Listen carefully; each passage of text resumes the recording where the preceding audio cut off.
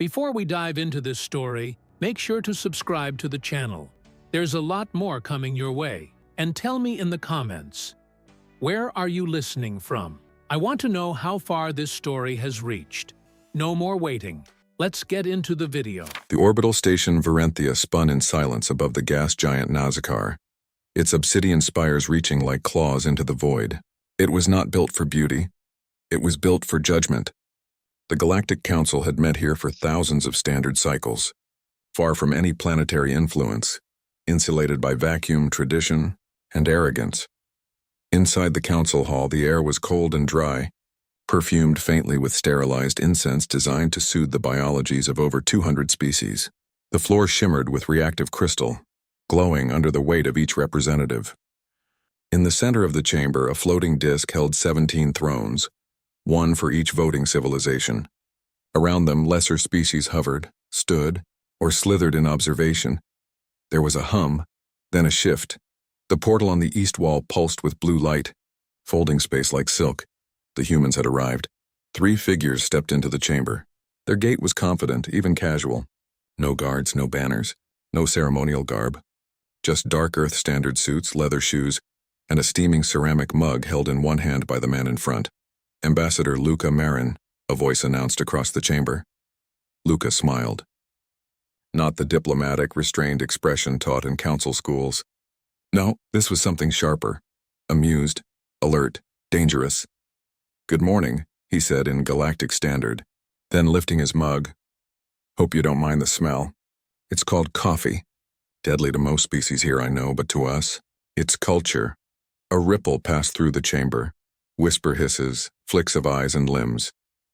From his throne, the Azari representative unfurled his tongue with displeasure. "The human emits toxins." Marek of the Tilvoon flared her gills. "And they speak without permission." Luka walked forward, ignoring them.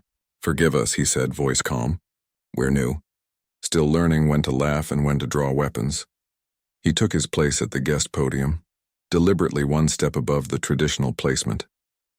Every move a challenge. Behind him stood 2 aides, one seemingly distracted, scanning a datapad, the other chewing gum. Both looked barely aware of where they were, but their eyes behind dark lenses flicked constantly, noting exits, mapping power nodes, watching alien body language with precision. The council had no idea. To them, humans were a curiosity, late to the interstellar party, full of chaotic emotion, short lifespans, and primitive customs. Their jokes were strange, their politics unstable, their food unbearable. Their arrival, they thought, was quaint, but they didn't understand.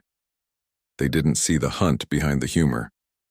They didn't know that humanity had clawed its way into the stars not through alliance, but through relentless adaptation. That they had survived planetary collapse, near extinction, and internal war, and come out of it laughing. The council thought the humans wanted attention, but Luka Marin wanted access to records, to power grids, to communication logs, to seating arrangements at diplomatic galas. Every insult directed at his people was catalogued, every laugh, every sneer, stored, because behind the curtain of formality, Luka and his team were doing what no one expected of such a young species. They were planning. And far beyond the station, on the edges of forgotten star systems, operatives from Earth tracked whispers of something ancient stirring in the void, a force moving through shadows. The spectral horde. They had names, locations, trade routes. And they knew one thing. The galaxy had grown soft, but humanity had just arrived, and the stars were watching. Outside the VIRENTHIA station, space stretched into a quiet, endless tapestry. Stars blinked from impossible distances, oblivious to the politics dancing beneath their light. Yet aboard the station, in those pristine, silent corridors lined with cold metal and tradition, something was shifting, and the humans knew it. Ambassador Luka Marin stood before a panoramic viewport in the east wing of the diplomatic quarters. Below, the gas giant churned in violent blues and purples. Beside him, one of his aides, Lieutenant Shira Nwoko, flipped through a shimmering display of dossiers, names, affiliations, anomalies, inconsistencies. "You see this Azari trade route here?" she murmured, tapping a section of the spiral galaxy. Ghost traffic. 4 unregistered haulers passed through this zone last cycle, all cloaked, all transmitting a null ID pulse. Luka sipped his coffee. Spectral horde? Almost certainly. They're funneling biostock into the Crichton belt. The council has to know, but they're doing nothing. Or worse, they're profiting. Of course they are, Luka said.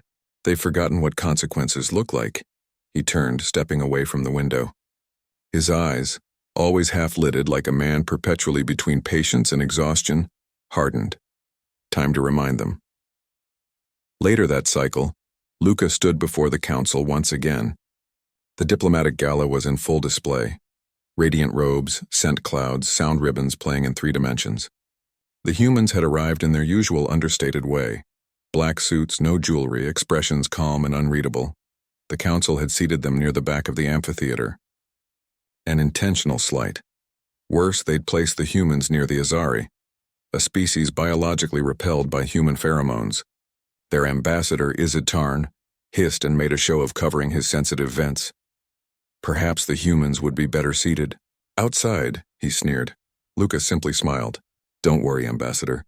We'll send a postcard, laughter, nervous, some shocked. The humans had a way of twisting formality into sharp humor. Many didn't understand it, but the ones who did began to worry.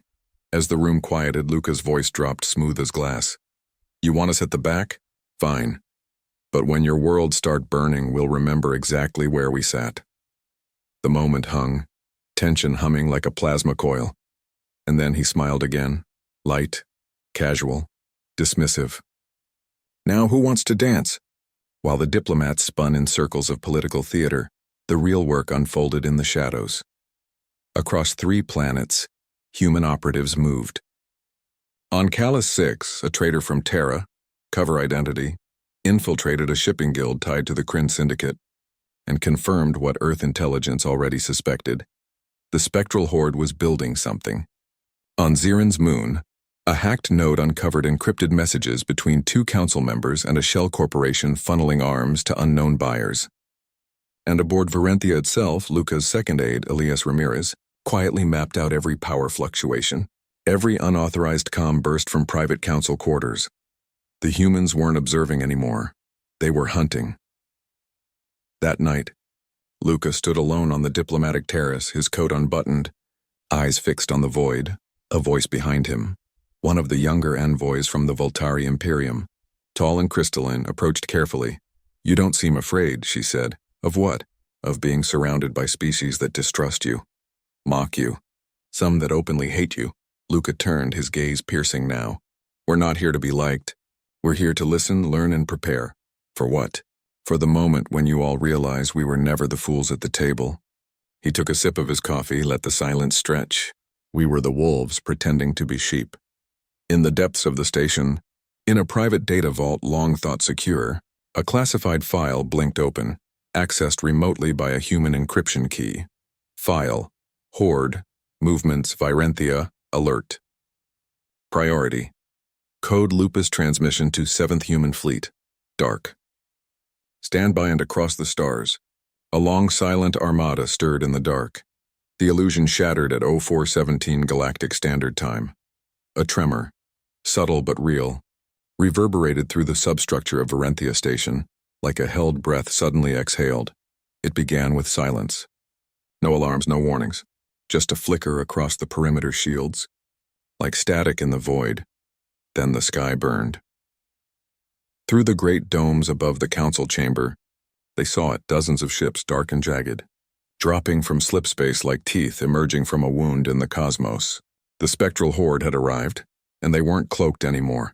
Sirens erupted across the station. Defense turrets rotated. Energy fields shimmered to life. Chaos ignited.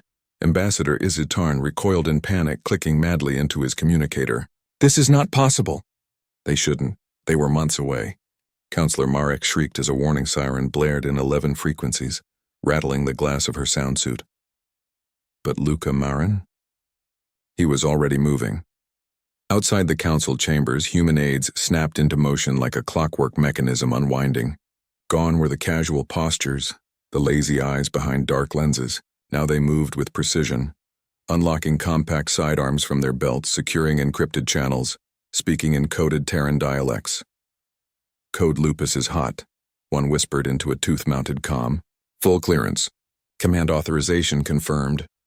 In a secured chamber beneath the diplomatic wing, Luka stood before a console no other delegation knew existed.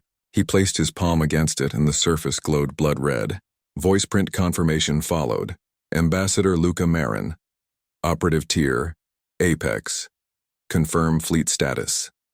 A monotone AI responded, low and cold. Human 7th Fleet, dark standby. Cloaked position maintained behind VIRENTHIA's second moon. Awaiting fire order, he hesitated. Not out of fear, but out of timing. Then he touched his ear and said, "Release the leash." In the shadow of the gas giant, where the light of the station barely touched the dark side of its orbit, they appeared. Not fast, not loud, just present, like predators stepping into the light. The 7th Fleet of the United Earth Defense Force uncloaked in synchronized silence. 32 warships, black and angular, designed not to inspire awe, but to induce dread. Their hulls bore no markings. Their engines ran cold. They didn't need to announce themselves. Their arrival was the announcement.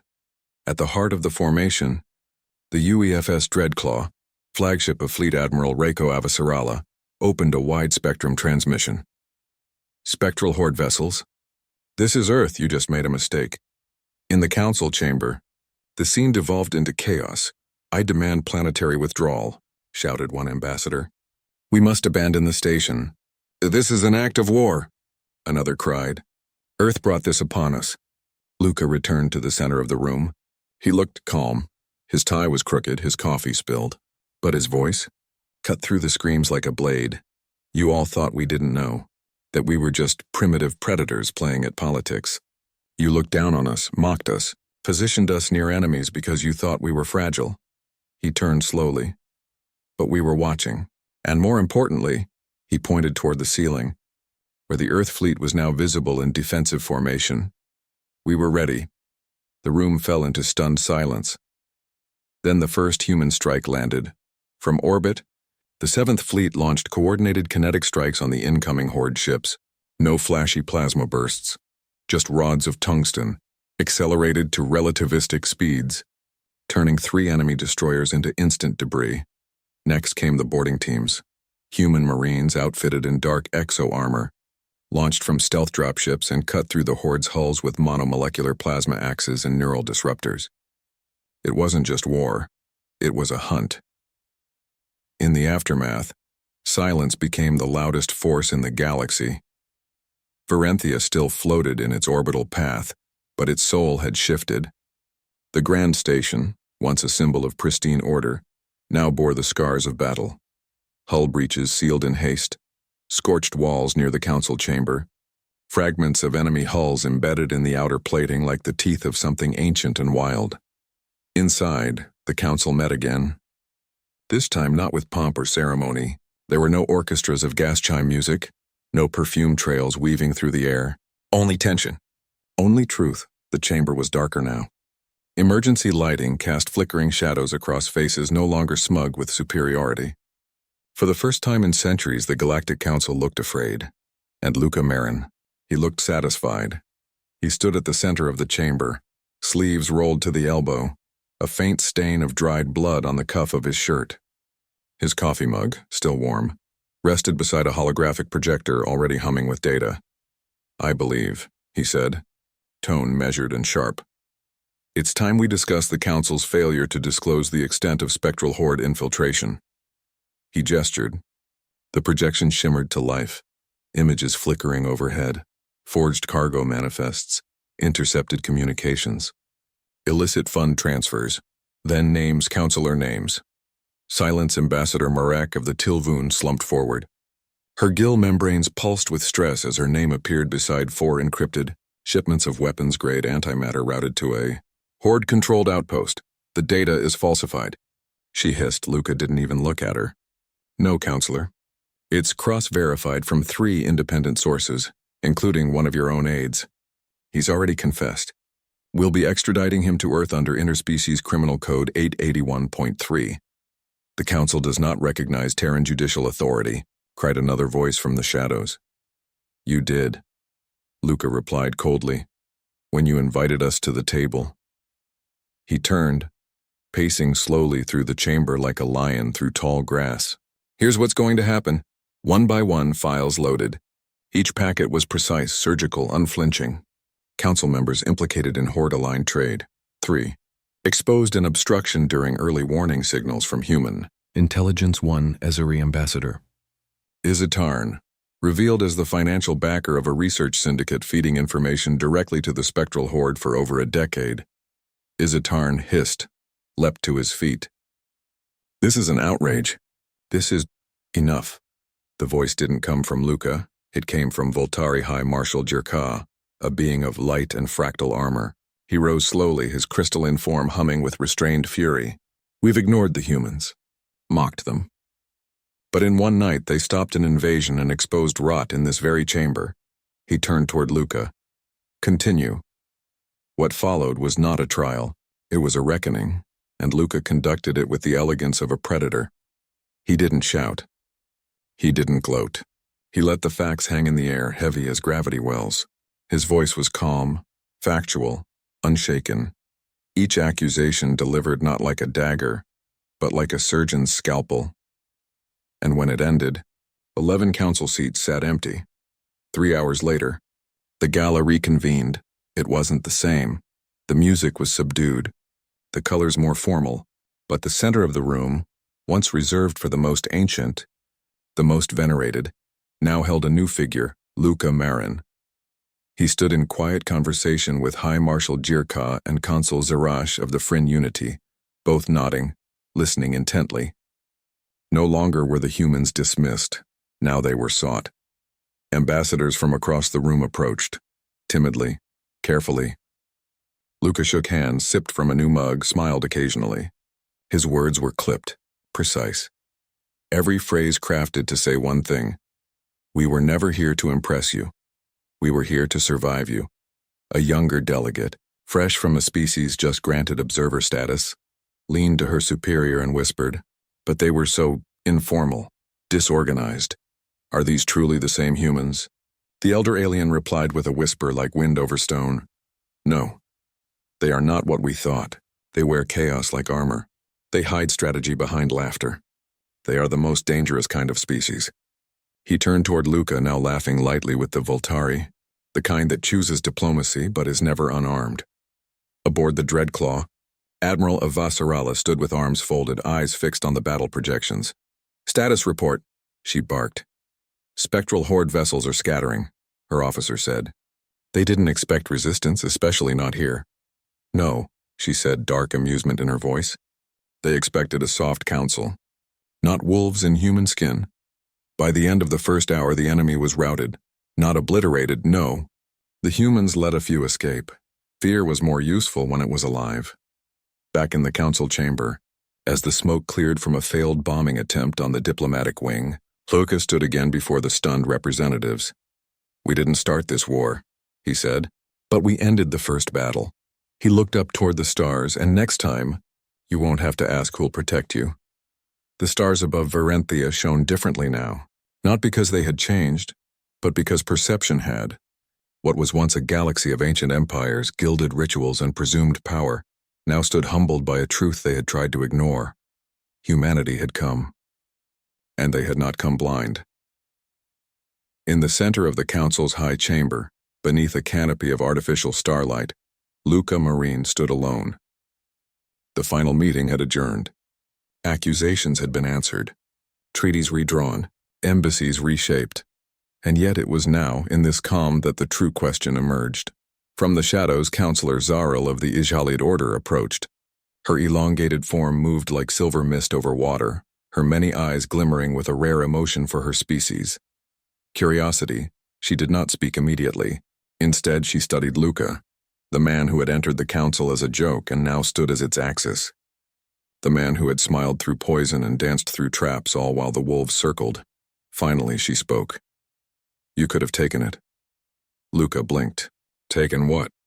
The council. The command structure. The galaxy even.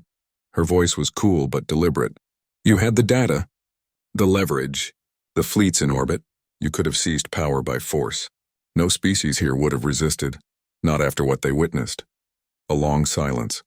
Luka sipped his coffee. Lukewarm now. Then he answered. We could have, he said simply. Cyril tilted her head, eyes narrowing. But you didn't, he nodded. Because power taken by force never lasts. He stepped past her, pausing only once more. We don't want to rule the stars, counselor. We want our children to live in them. In peace, if possible, but never unprepared. Cyril absorbed the words, not just with her ears, but with her essence.